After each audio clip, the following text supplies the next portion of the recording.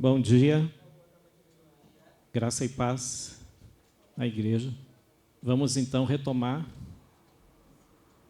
os nossos estudos na escola dominical.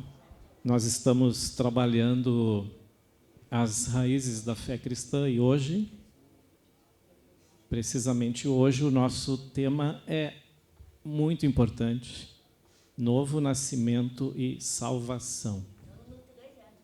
Muito importante para a vida de todo crente. Nós precisamos entender e precisamos viver esse conceito da salvação e do novo nascimento.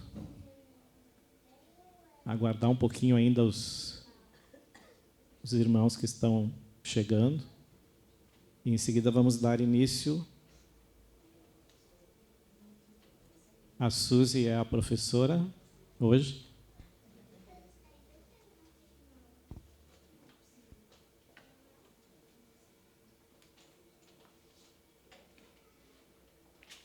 Vamos à primeira leitura bíblica, então.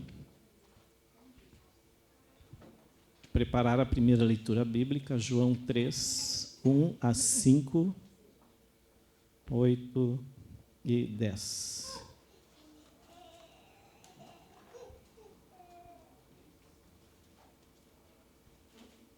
Vamos orar, então, para iniciar, irmãos. Senhor, nós te damos graças por esse momento, te damos graças por este dia que tu nos dás para viver a plenitude, Senhor, da vida que tu nos dás. Agora, Pai, temos diante de nós a Bíblia, a tua palavra preciosa e um estudo, Pai, sobre a salvação e o novo nascimento. Que tu estejas, Senhor, abrindo o nosso entendimento, Pai, para que possamos crescer no conhecimento da tua palavra e também na vivência do teu evangelho durante os nossos dias. Que tu estejas, Senhor, abençoando a Suzy, que vai nos dirigir nesse momento. Nós oramos agradecidos por tudo, em nome de Jesus Cristo, nosso Senhor. Amém. Irmãos, então, para iniciar, eu vou começar lendo o Evangelho de João, capítulo 3, 1 a 5, 8 e 10.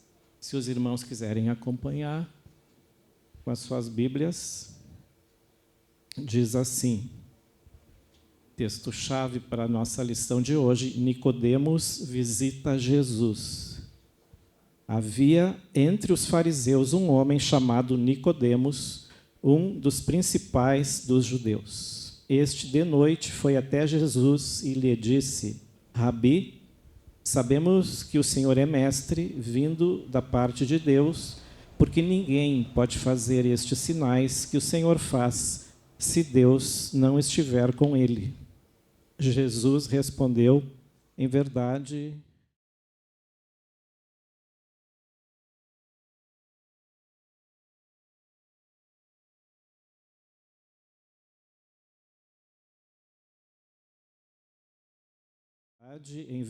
lhe digo, quem não nascer da água e do Espírito não pode entrar no reino de Deus. No 8, o vento sopra onde quer, você ouve o barulho que ele faz, mas não sabe de onde ele vem, nem para onde vai. Assim é todo o que é nascido do Espírito. E no 10, você é mestre em Israel e não compreende estas coisas? Amém. Bom dia, irmãos. Ele esqueceste de ler o 4. 4, então vamos ler o 4. Nicodemos ainda perguntou: como pode um homem nascer sendo velho? Será que pode voltar ao ventre materno e nascer uma segunda vez? Uma pergunta irônica, né? Esse é o principal texto do Novo Testamento sobre o novo nascimento. Em 2 Coríntios também tem um versículo que fala sobre a nova criatura. Comigo de novo, 2 Coríntios 5:17. Assim, se alguém está em Cristo, é nova criatura. As coisas antigas já passaram, eis que se fizeram novas. Mas nós vamos começar a nossa aula hoje vendo o que não é novo nascimento. Então, o que não é novo nascimento? Primeira coisa, ser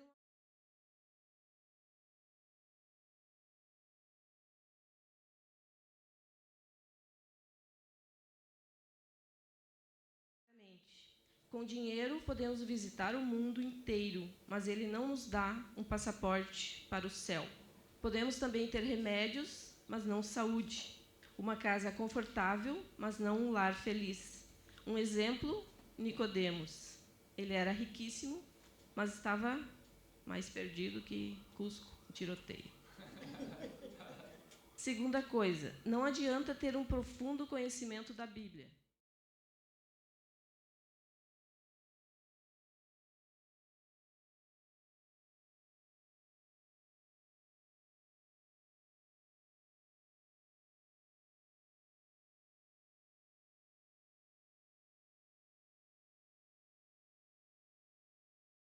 Nicodemos era fariseu. O farisaísmo era um grupo judaico que se distinguia no combate à secularização da fé em Israel. Eram estudiosos da Torá, faziam jejum semanalmente e tudo mais. Quarto, também não é ter um cargo de liderança na igreja. Nicodemos era um dos principais no Sinédrio, ou seja, era um líder destacado. O Sinédrio era o mais importante tribunal dos judeus na época. Era o STF de hoje, que a gente conhece.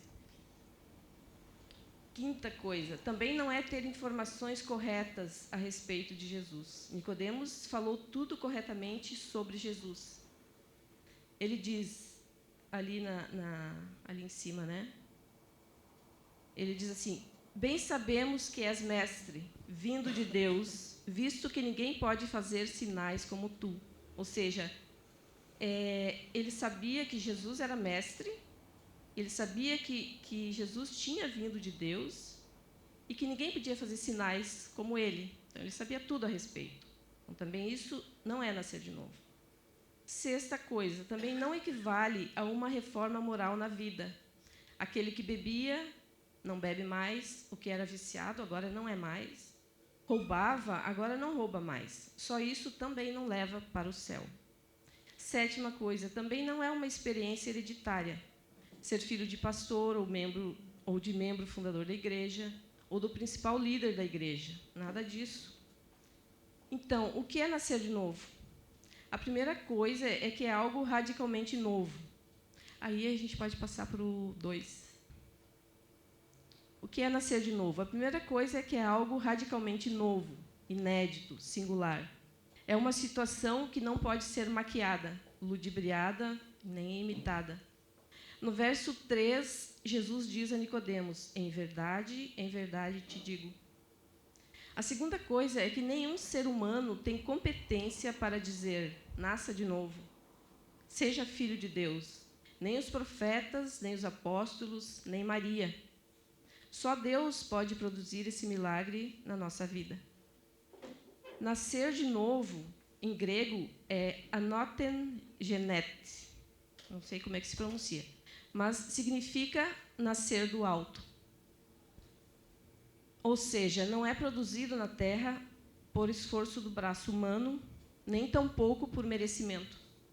É uma operação que o Espírito Santo de Deus faz em nosso coração e em nossa mente. E é como o vento, que ele dizia ali em cima, né? É como o vento, não o vemos, mas sabemos que ele existe. E a palavra vento, tanto no grego quanto no hebraico, é a mesma palavra para espírito, sopro ou respiração.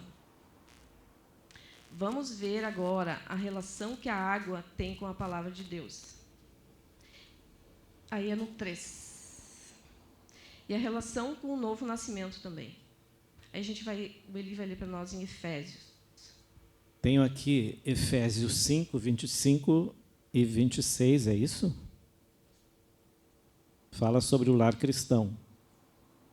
Maridos, que cada um de vocês ame a sua esposa, como também Cristo amou a igreja e se entregou por ela, para que a santificasse, tendo-a purificado por meio da lavagem de água pela palavra. Então, a gente vê, né, a relação da água com a palavra de Deus. Em João 4, 13 e 14, que também fala da relação da água com a palavra. É Jesus falando com a mulher samaritana lá, né? Quem beber dessa água nunca mais terá sede. Ou seja, a palavra, né? Primeiro, nós somos purificados pela água da palavra. A palavra encarnou. Quem é a palavra? É Jesus. Jesus nos purificou. Ele fez o trabalho. Jesus fala lá em João 15, 3. Vós já estáis limpos pela palavra que vos falo. Com a palavra dele, nós somos limpos, salvos, redimidos, renovados, transformados. Então, a água é igual à palavra. Isso significa que seremos purificados pela água da palavra. Hidratação do Espírito. Aí, a água também tem outros significados na Bíblia. Eu vou ler aqui para você. E o dilúvio é um exemplo, né? Em se tratando de limpeza, o dilúvio é um grande exemplo, né? Fez uma limpeza profunda.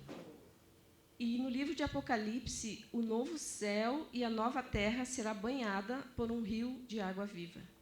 Palavra, né? Para os antigos israelitas, atravessar um corpo d'água, como o Mar Vermelho ou o Rio Jordão, significava um ato de transição para um novo modo de vida. E também em Apocalipse 13 fala da besta que emerge do mar. O mar representa povos, nações e a massa da humanidade que está fora da aliança. Também o mar representa perigo e mistério. Agora a gente pode passar para o 4. Aí agora a gente vai relembrar um pouquinho o quanto de água o nosso corpo contém. Cerca de 90% de água do nosso sangue, né, é água. Cerca de 64% na nossa pele é de água. O nosso cérebro tem cerca de 75% de água. Ou seja, o nosso 65% do peso corporal de um adulto é de água. A água é fundamental para a vida. 2 dias sem água, a nossa língua ela gruda no céu da boca. Para pensar fica mais difícil. Quando vamos envelhecendo, nós vamos perdendo água.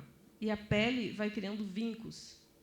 Além disso, vamos ficando mais ácidos e as doenças, então, começam a se multiplicar. Os bebês são alcalinos, por isso a pele é lisa, sem rugas, né? E praticamente sem doença. Aí podemos passar para o 5.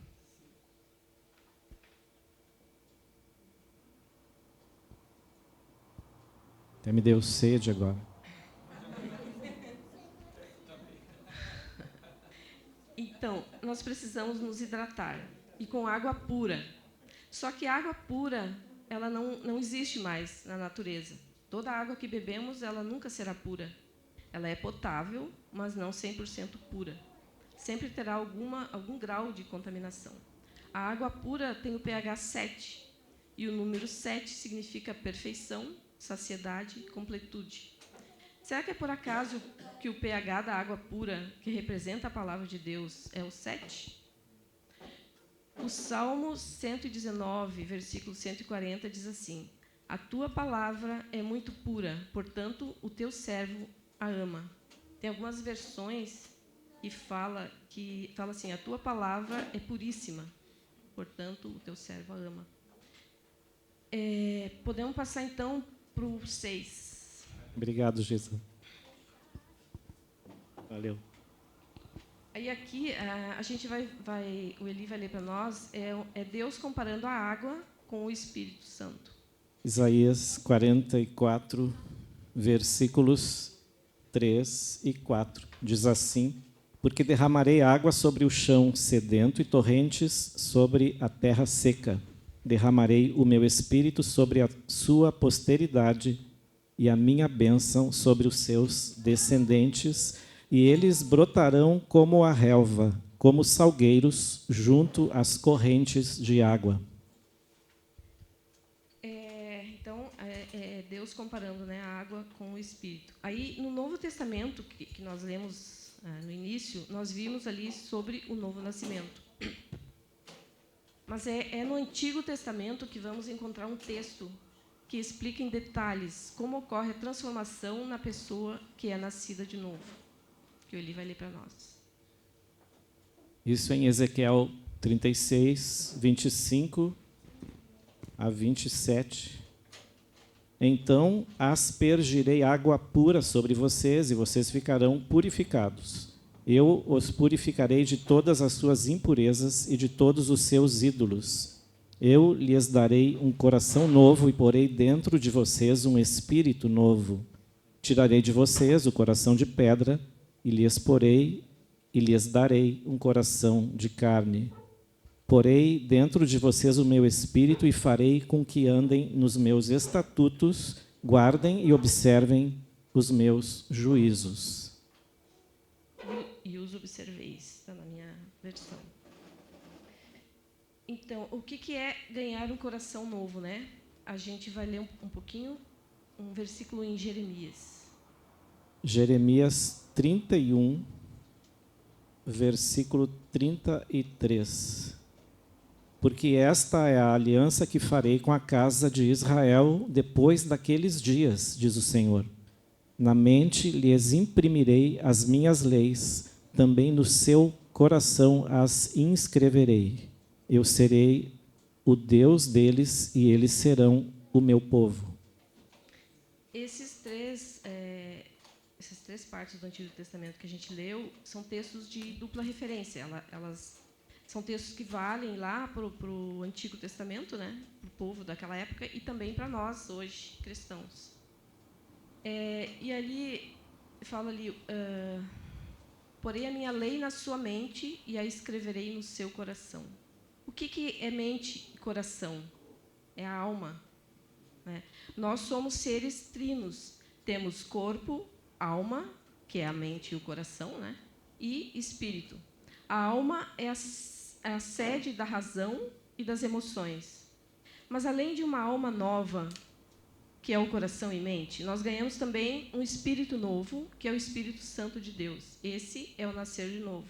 Ou seja, o Antigo Testamento é que vai explicar direitinho o que é um novo nascido.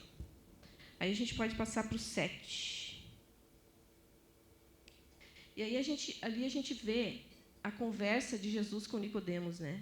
Jesus diz assim: quem não nascer da água e do Espírito não poderá entrar no reino de Deus. Jesus não escolheu por acaso essas palavras. E como é que nascemos da água e do Espírito? No batismo, nós recebemos água. Uma criança no ventre materno está dentro de uma bolsa e envolta em água, que é o líquido amniótico. Ali ela é gerada e gestada. Mas sabemos que para o ventre de nossa mãe não podemos mais voltar. Mas existe um outro ventre que podemos entrar. No hebraico, a palavra ventre é rehen, está ali, rehen, que vem da raiz rahan. E rahan também significa ventre, mas ela significa também amor profundo ou misericórdias de Deus. E podemos passar para o 8. O que provavelmente Jesus quis dizer a Nicodemos, ele provavelmente quis dizer: Nicodemos, tu não vais entrar mais no ventre de tua mãe, tu vais entrar no ventre de Deus.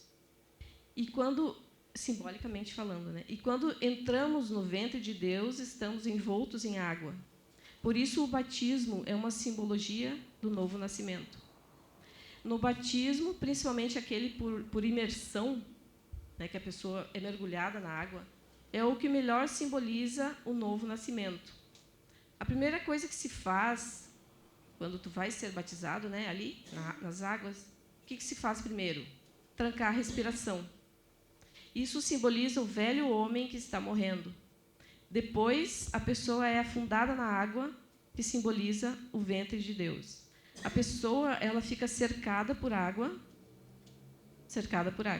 O interessante é que os cristãos sírios, lá da igreja primitiva, chamavam o tanque batismal de ventre de Deus. Eles diziam que a pessoa iria nascer de novo e que ali seria a ressurreição dela.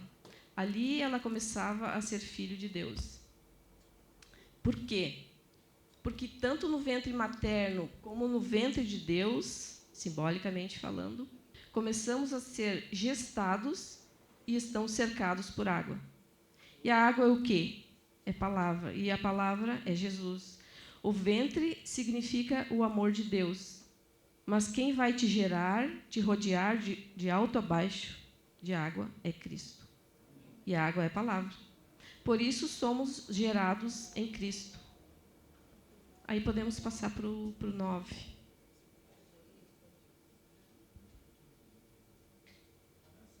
No novo nascimento, ganhamos uma nova mente e um novo coração.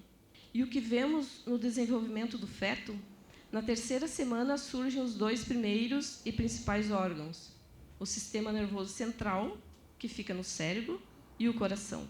A mente é que faz o processamento dos pensamentos, emoções, memória, que são resultado das atividades do sistema nervoso central. A primeira coisa que a pessoa faz quando ela levanta da água do batismo, o que é? É respirar. Respirar lembra o sopro de vida de Deus.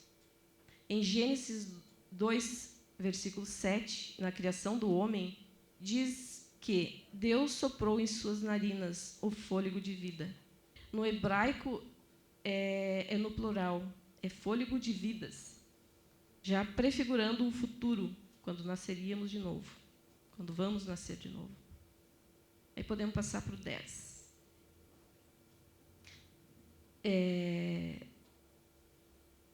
Ali no verso 26, que o Eliezer leu ali atrás, de Ezequiel, diz assim: e tirarei da vossa carne o coração de pedra. Nós tínhamos um coração de pedra, né, antes de nascermos de novo. O nosso espírito estava morto para Deus. O coração de pedra simboliza as tábuas da lei, que foram gravadas em pedra, que o homem não consegue cumprir. Quando Deus vai criar o homem, ele precisou de água para poder moldar o barro. Sem a água, o barro racha e quebra. Água é o quê? É a palavra. Sem a palavra, não somos moldáveis. Por isso, temos que nascer da água de novo. Já numa pedra, se jogarmos água nela, não é possível moldá-la. Só a palavra de Deus traz fé. A fé vem pela palavra. A palavra entra numa pessoa que está ressequida e há uma transformação nela. Ela começa a se hidratar, ser tratada, para que o oleiro possa mexer sem quebrá-la. Por isso, a salvação é pela fé, pela palavra, pela água. Temos que lembrar que a água se molda das mais variadas formas e transpõe obstáculos. Ela transforma a geografia e, onde passa, derruba tudo. Leva tudo por diante, como diziam os antigos. À medida que nos enchemos da água do Espírito, a nossa mente vai se transformando, curando nossos traumas, nossas dores. A palavra nos consola e nos revigora. O Salmo 23 fala bem certinho sobre isso. Aí o Eli vai ler 2 Coríntios. Leio 2 Coríntios 1, versículos 3 e 4. Bendito seja o Deus e Pai de nosso Senhor Jesus Cristo, o Pai de misericórdias e Deus de toda consolação. É Ele que nos consola em toda a nossa tribulação, para que pela consolação de nós mesmos recebemos de Deus, que nós mesmos recebemos de Deus, possamos consolar os que estiverem em qualquer espécie de tribulação. Aí a gente vê direitinho, né? Aí podemos passar para o 11. E a palavra, ela alcança pessoas que aparentemente não têm salvação, né? Um exemplo é o apóstolo Paulo, de um perseguidor da igreja, e se tornou o maior missionário da igreja. E esse milagre na nossa vida acontece quando reconhecemos que somos pecadores.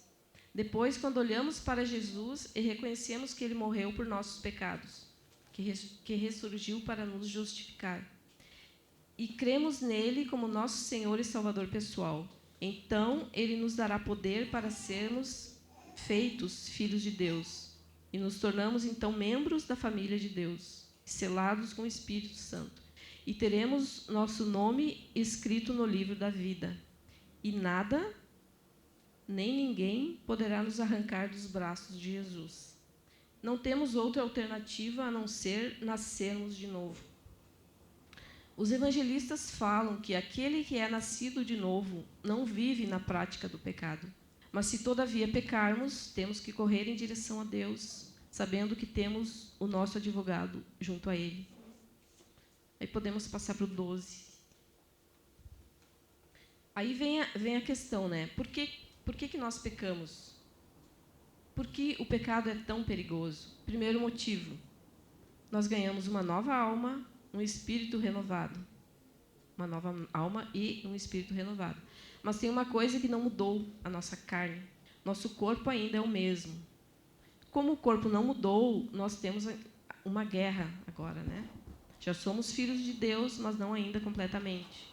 Nossa carne ainda é a antiga, não foi transformada. Ela tem desejos, vontades, preguiça, gostamos de festas, vida boa. Mas isso faz parte do processo. Paulo diz, né? Aquilo que quero, não faço. Aquilo que não quero, faço. Se nos deixarmos ser guiados pelo Espírito de Deus, a carne não tem vez. O problema é que ficamos no conflito.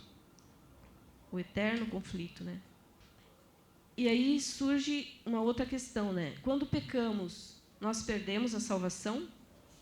Hebreus fala que a salvação só acontece de uma forma, pela fé. Ou seja, pelas obras más, não perdemos a salvação. As obras não nos dão a salvação, portanto, também não nos tiram a salvação. Se eu mentir, não perco a salvação. Mas vamos ver o que diz João 15. Vamos escutar, então, João 15, versículos 6 e 7, que diz assim: se alguém não permanecer em mim, será lançado fora, à semelhança do ramo, e secará. E o apanham, lançam no fogo e o queimam. Se permanecerem em mim e as minhas palavras permanecerem em vocês, pedirão o que quiserem e lhes será feito. Esse se que a gente vê ali, né? Se alguém não permanecer, se alguém permanecer. Esse se é uma condição que devemos prestar sempre atenção, né? Mas a boa notícia é que a probabilidade de permanecermos nele, né, depois que nascermos de novo, é altíssima. E a de não permanecermos é bem pequena. Aí a gente pode passar para o 13. Porém, a gente sabe, né, agora que a probabilidade é grande da gente permanecer, né? E a de não permanecer é pequena. Porém, Hebreus vai deixar claro uma situação, né? Leio Hebreus, capítulo 3, versículos 12 a 15 e depois o 19, que diz: tenham cuidado, irmãos, para que nenhum de vocês tenha um coração mau e descrente, que se afaste do Deus vivo. Pelo contrário, animem uns aos outros todos os dias durante o tempo que se chama hoje, a fim de que nenhum de vocês seja endurecido pelo engano do pecado. Porque temos nos tornado participantes de Cristo se, de fato, guardarmos firme até o fim a confiança que desde o princípio tivemos. Como se diz: hoje, se ouvirem a sua voz, não endureçam o coração, como foi na rebelião. E no 19, assim, vemos que não puderam entrar por causa da incredulidade.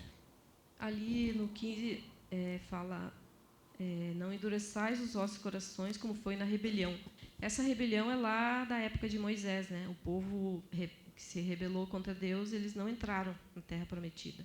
E também nós, né? Se nós somos rebeldes, né? Se formos incrédulos, também não vamos entrar no reino de Deus.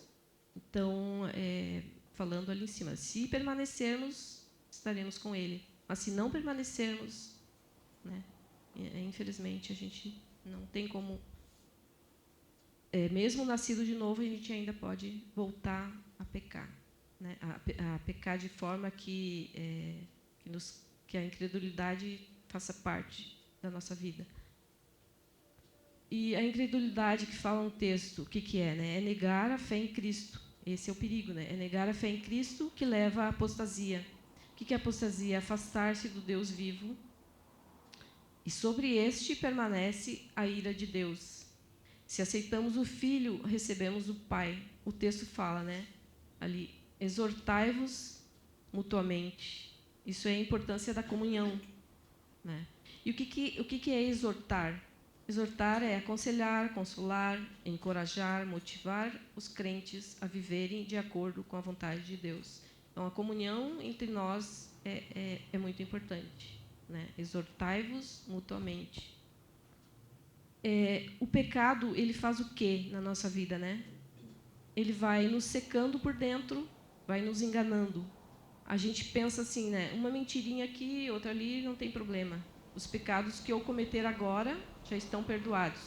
E isso é verdade. Mas cada pecado que cometemos é como se retirassem a água que está em nós. E a água é o quê? Né? A água é palavra. Palavra é fé. Mais seco, menos fé. E quando chegamos nesse nível, né, a gente vai desenvolver o coração perverso da incredulidade.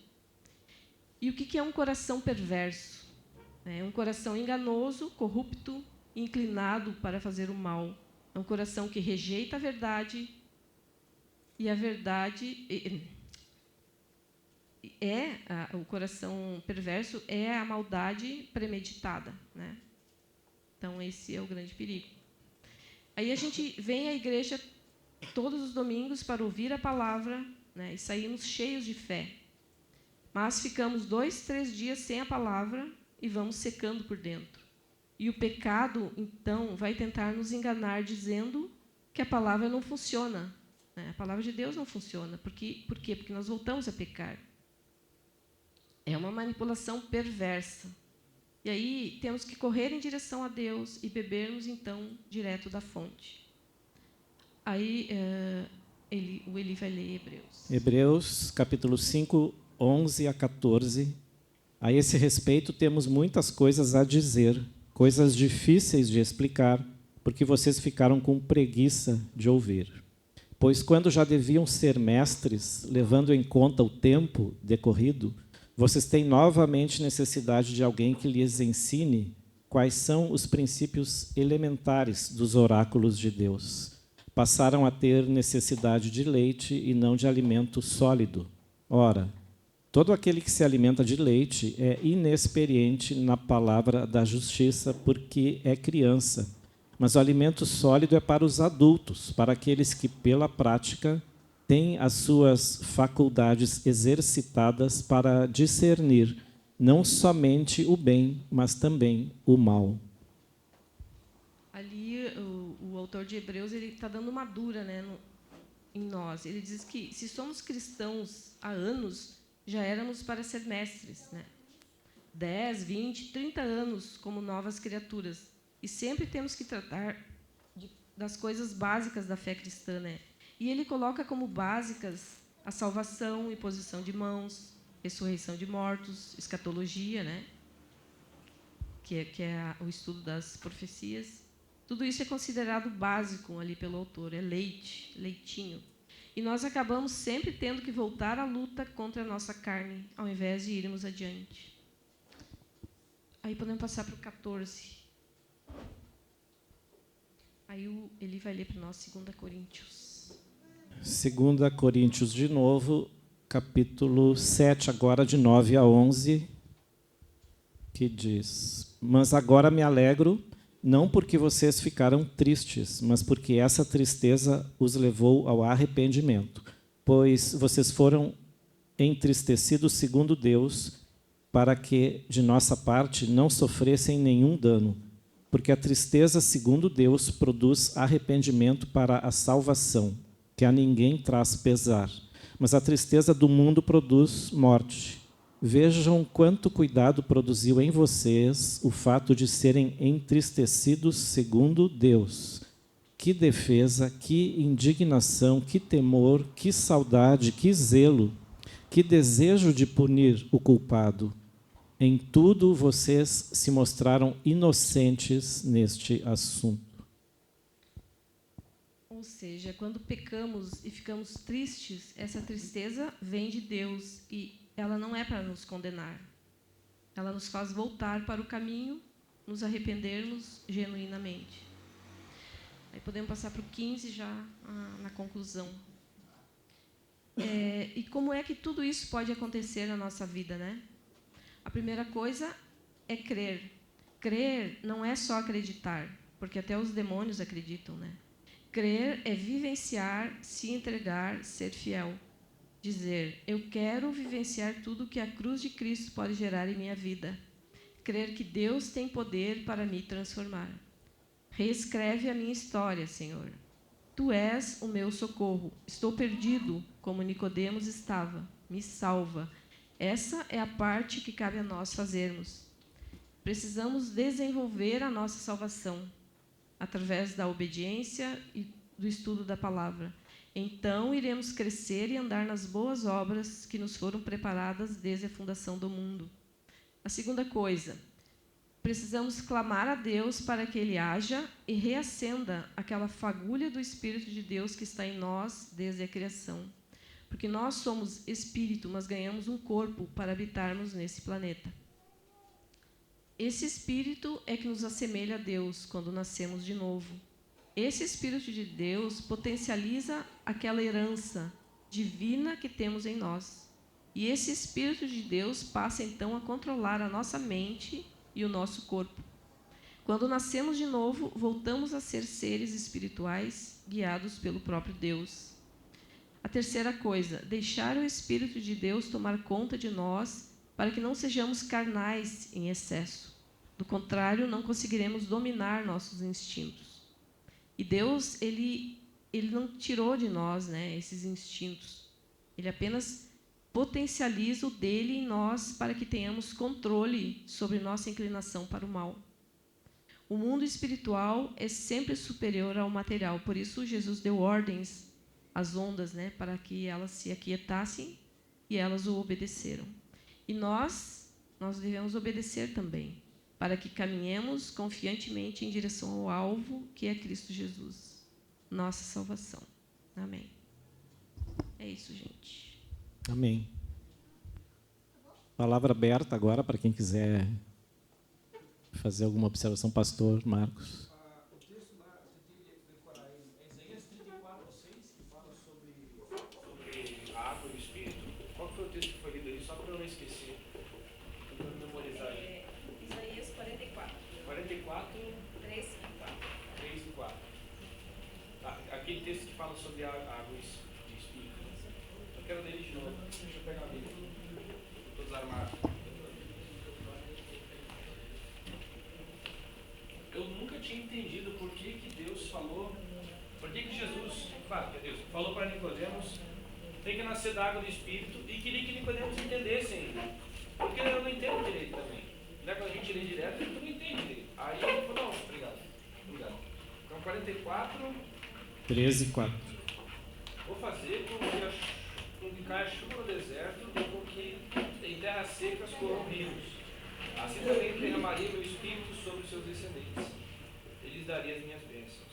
Crescerão como a grama enregada, como flores que nascem na beira do Cristo. Na cenário do Espírito sendo falado lá no Antigo Testamento, eu nunca tinha feito essa associação. E aí Jesus diz assim, pô, tu é mestre de Israel, não entende esse negócio? Pô, então eu deveria realmente compreender essas questões. Eu não entendia porque Jesus Cristo explica todas as coisas, como diz a mulher do poço, com profundidade, né? Mas olha, eu achei sensacional, porque nascer da água do Espírito, entendendo que a água é a própria palavra de Deus, agora entendo, meu pai vive falando, nascido da água do Espírito é quem nasceu da palavra. Eu nunca tinha feito essa associação. Eu tenho memória da parte dizendo várias vezes, é quem nasceu da palavra. Agora eu compreendi, a água ali representa a própria palavra de Deus. Sim, vocês estão limpos pelas minhas palavras, limpeza, água, purificação, tá na cara. Mas eu nunca tinha feito essa associação. Que interessante, cara. Saber que nascer da água do Espírito, e aí faz todo sentido o batismo, né? Tem outros sentidos do batismo ali com respeito à água, mas compreender que vai ser imergido na própria palavra, que é o próprio Cristo, como um ventre que sai. Rapaz, é sensacional. Eu vou querer todas essas coisas aí, para ensinar todo mundo e falar que eu descobri sozinho. Brincadeira. Vou dar um crédito. Mas sensacional, muito legal. Parabéns, gente. Eu aprendi muitas coisas novas essa manhã. alguma outra intervenção? O que assim, ó, ressalta muito para mim nessa lição é a importância da gente manter proximidade da palavra, da Bíblia.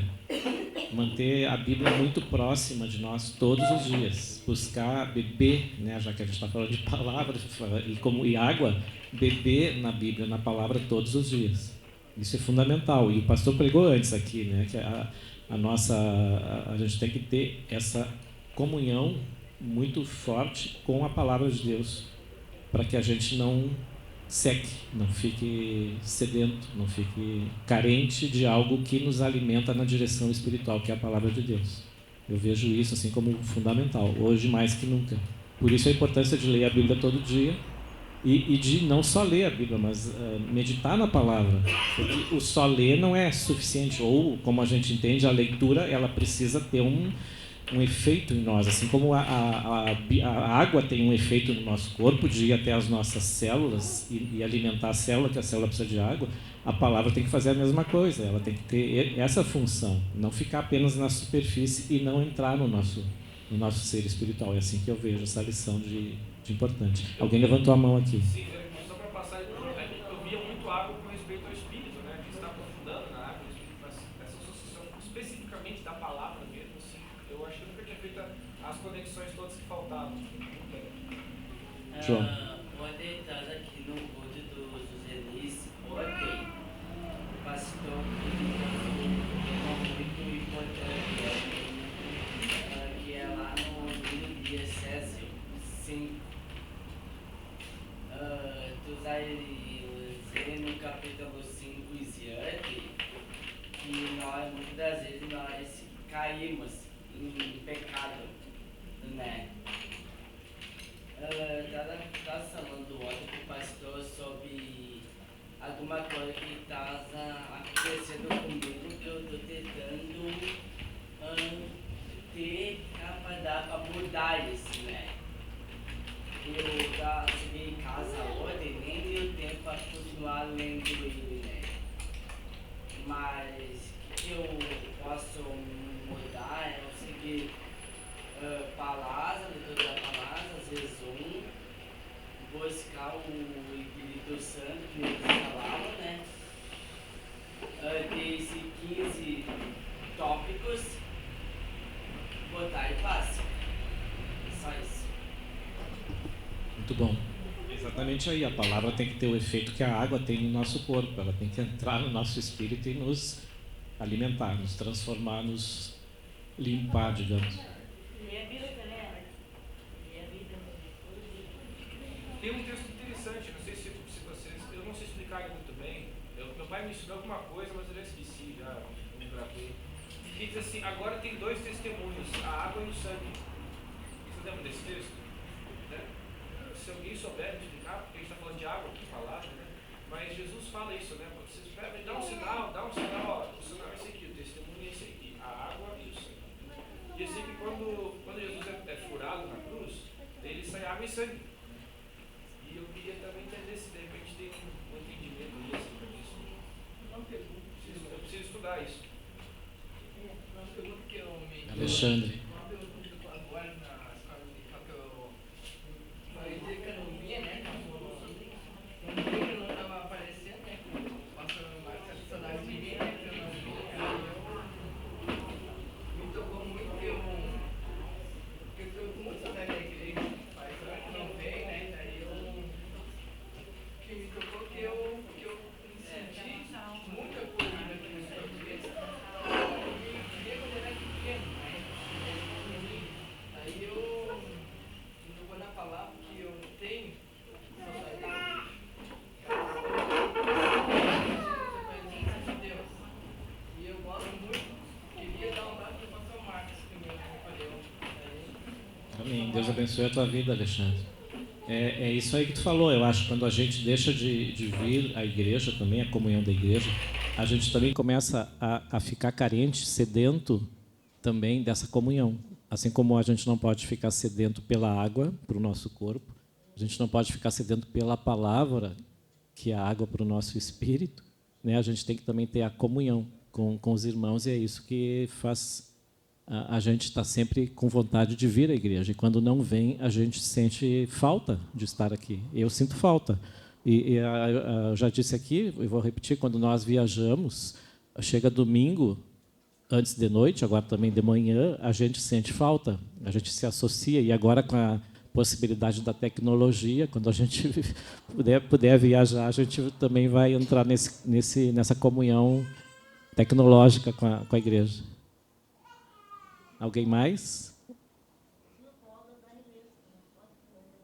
Exatamente, a igreja é onde a comunhão, onde Deus trabalha, através da nossa comunhão, né? Trabalha na nossa vida também. Eu achei legal que a escola dominical de hoje, eu vou me disciplinar em tomar mais água. Mais saudável. Né? Mais saudável. Não, né, médico? Né, doutor? Tomar mais água. Mais saudável. E ler a Bíblia sempre com essa visão medicinal, né? Saúde. Você toma água todo dia, então você lê a Bíblia todo dia. Agora, toda vez que eu tiver sede e for tomar água, eu tenho que lembrar que está associado às duas coisas. Porque às vezes, eu não sei se já aconteceu com vocês, mas um dia aconteceu de ficar bastante tempo sem leitura, assim, principalmente na minha adolescência ali. E aí, quando eu escutava uma frase, uma palavra, participava do culto, nossa, cara, meu Deus, é verdade, né? Rapaz, estava com sede de Deus, eu nem lembrava. A palavra vai nos curando também. Exatamente, veio uma palavra, um texto que dá um refrigério, nossa, eu preciso ler mais a Bíblia. Essa palavra foi tão boa de ouvir, eu estava com sede, não percebi. Às vezes a gente está com sede, né, e não percebe. Aí vai tomar um copo d'água e sente, parece que a água passando, né? Nossa, estava com sede mesmo. A gente vai sentir agora, quando entrar o verão aí, né, o que é passar nesse sol e chegar num lugar que tem água. Agora imagina lá na área desértica de Israel o sentido que tem isso, né? Porque lá praticamente não chove. Chove 2, 3 vezes por ano e só. E aí os reservatórios têm que conter essa água, né? Para poder aliviar o calor. Maravilha, muito boa essa lição e a profundidade também desse tema, né? Que vem. Pronto, Sheila. Eu gostei muito da parte desde o líquido amniótico até a bolsa, né, e o ventre, toda essa associação, e ficou muito claro a questão de comparar com a nossa vida orgânica, a nossa vida física, toda a questão da água. Parabéns pela pesquisa. Ali no líquido amniótico contém todas as substâncias que o bebê precisa, né? E a palavra também contém tudo que a gente precisa está na palavra. É bem, eu achei bem interessante. Gostei muito interessante. Parabéns pela... Alguma outra opinião, participação? Senão podemos encerrar. Vou então solicitar o pastor Marcos para encerrar para nós este momento. Agradecendo antes pela atenção, pela audiência, né, pelo interesse de todos em observar esse tema, que é um tema muito interessante, né, e muito profundo. Que bom que pode ser aprofundado aqui. Gente, muito obrigado, viu? Dá pra ver que vocês gastaram só 5 minutos preparando a lição, né? Que legal, cara. Como é bom a gente ver pessoas que prepararam com coração, com dedicação, não só os slides, que dá trabalho fazer slide, mas o que colocar nos slides dá mais trabalho do que fazer os slides, né? Vamos orar então, encerrando a escola dominical. Mas deixa eu fazer o seguinte, deixa eu chamar os nossos professores aqui na frente. Flávio, se puder vir também.